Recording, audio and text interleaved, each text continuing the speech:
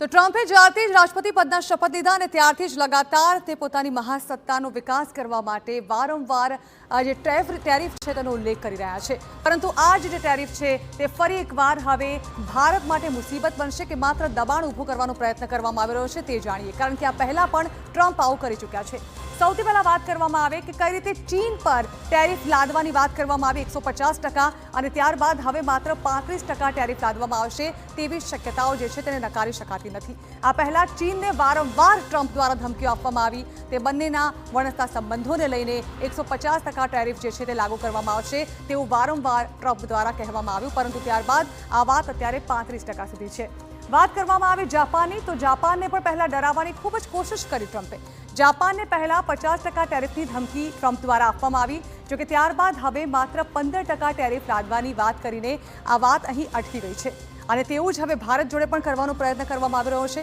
માત્ર આ બે ઉદાહરણ નથી, આવું ત્રીજું પણ એક ઉદાહરણ છે। વાત કરવામાં આવી યુરોપિયન યુનિયનની, તો ત્યાં પણ પહેલા 35% ટેરિફની ધમકી ટ્રમ્પ દ્વારા આપવામાં આવી હતી, જોકે ત્યારબાદ હવે આ વાત 15% ટેરિફ પર આવીને અટકી ચૂકી છે। એટલે જે પ્રકારે ટ્રમ્પ